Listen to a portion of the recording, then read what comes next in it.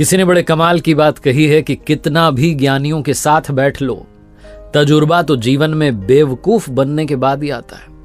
नमस्ते दोस्तों, मैं हूं आरजे कार्तिक। एक बहुत पुरानी कहानी है। एक बार यमराज ने अपने देवदूत को धरती पर भेजा एक स्त्री की आत्मा लाने के लिए।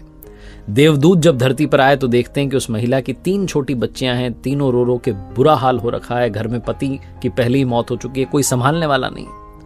देवदूत का हृदय पिघल गया। वो लौट के वापस यमराज के पास गए खाली हाथ और कहा कि क्षमा करना, मैं आत्मा नहीं ला पाया। आपको पता नहीं है नीचे क्या चल रहा है, उसकी 3 छोटी बच्चियां, कौन संभालेगा?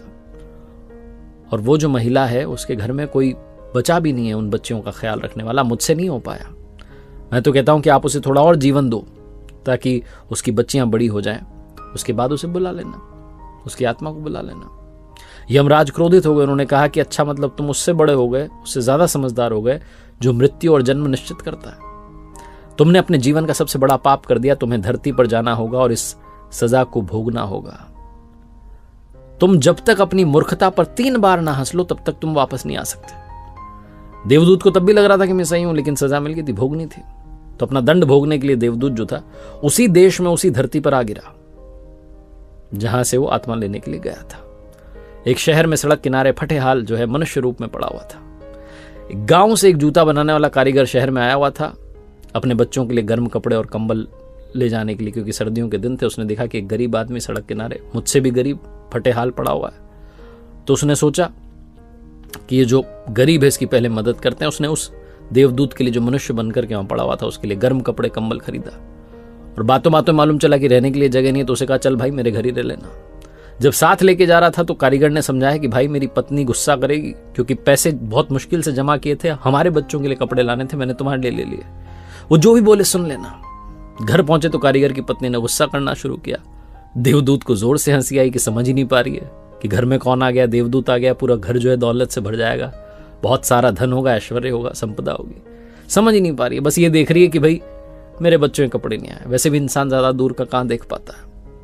तो कारीगर ने पूछा भाई हंस क्यों रहे हो? तो उसने कहा मैं अभी नहीं बताऊंगा, 3 बार हंस लूं तो फिर पूरी बात बताऊंगा। कारीगर की पत्नी ने थोड़ा गुस्सा किया, उसके बाद वो रहने लग गया देवदूत। जो काम कारीगर कर रहा था जूता बनाने का, वो देवदूत ने करना शुरू किया और इतना कमाल का काम करना शुरू किया कि पूरे देश में ख्याति फैल गई। यहां तक कि उस देश के सम्राट के जूते भी वहीं से बनने लगे। एक दिन सम्राट का आदमी आया, बहुत थोड़ा सा चमड़ा था उसके पास। उसने कहा कि बहुत कीमती चमड़ा है, इससे सम्राट के लिए जूते बनाने। ध्यान रखना, जूते बनाने, चप्पल नहीं बनानी है, क्योंकि उस देश की प्रथा थी कि चप्पल तब पहनाई जाती थी जब इंसान की मृत्यु हो जाए। चप्पल पहना करके उसे मरघट तक ले जाते थे। तो उसने कहा भाई ध्यान रखना, जूते ही बनाने, चप्पल नहीं बनानी, चमड़ा बहुत लिमिटेड है। देवदूत को तो सब पता था, उसने चप्पल बना दी।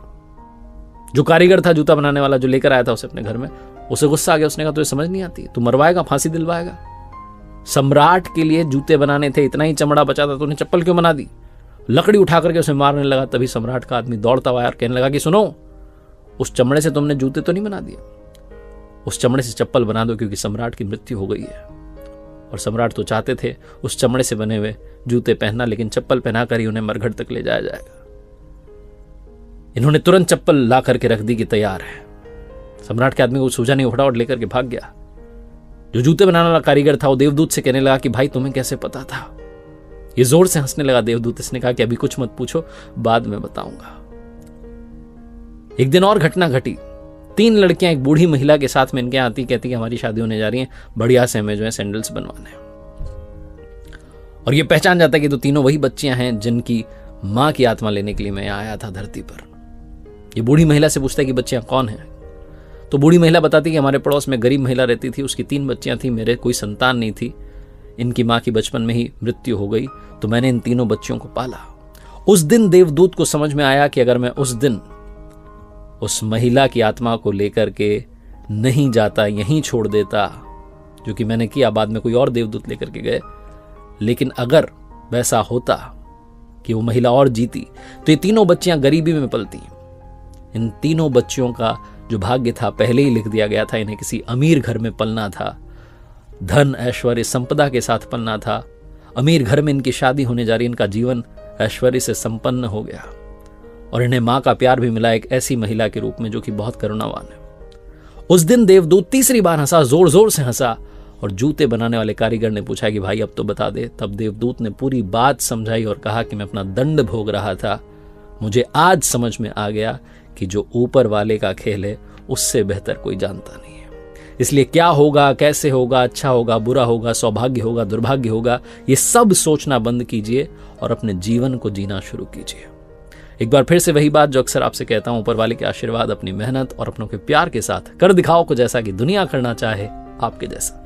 देखते रहिए हर सोमवार सुबह 9:30 बजे मेरे साथ एक नई कहानी, हर शुक्रवार सुबह 9:30 बजे लर्निंग सीरीज का एक नया वीडियो।